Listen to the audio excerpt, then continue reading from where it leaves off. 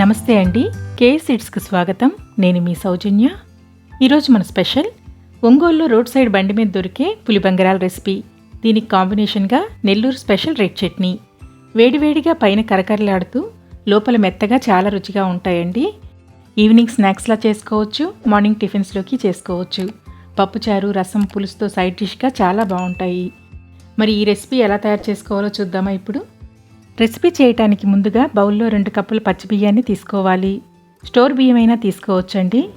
శుభ్రం చేసుకుని 2-3 సార్లు కడిగి 4 గంటల సేపు నానబెట్టుకోవాలి.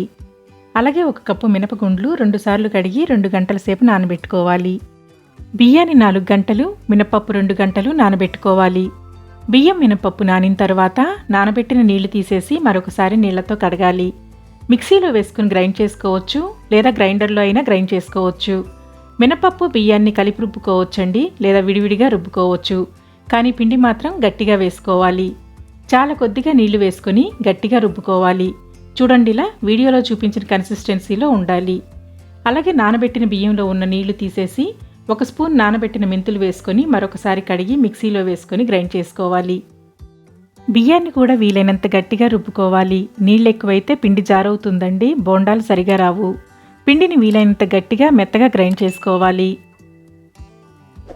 గ్రైండ్ చేసిన బియ్యపు పిండిని మినపరుబ్బులో వేసుకోవాలి.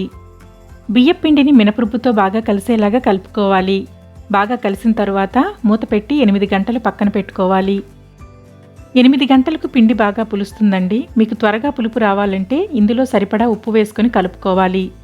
పులిసిన తర్వాత ఇందులో మీకు కావలసినంత పిండిని పక్కకు తీసుకొని బోండాలు వేసుకోవచ్చు.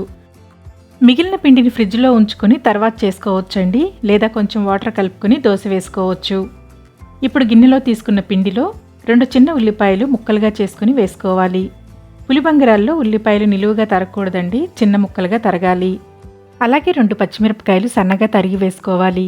కొద్దిగా తరిగిన కొత్తిమీర, ముక్కలుగా కట్ చేసిన కరివేపాకు, కొంచెం జీలకర్ర వేస్తే అరుగుదలకు మంచిదండి.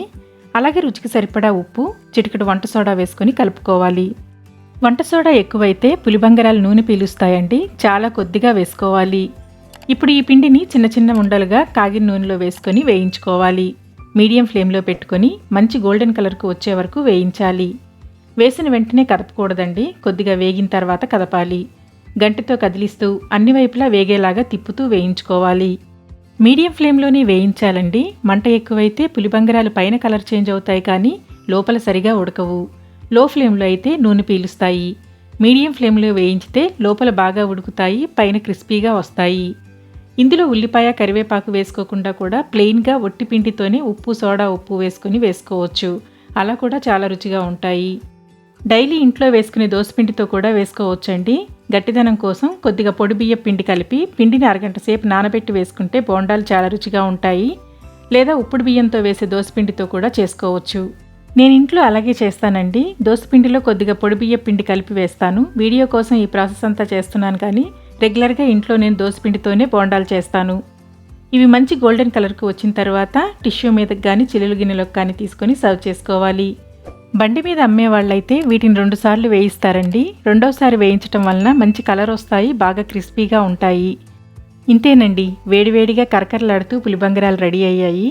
వీటిని వేరుశనగ పచ్చడితో కానీ ఎర్ర పచ్చడితో కానీ సర్వ్ చేస్తే చాలా రుచిగా ఉంటాయి.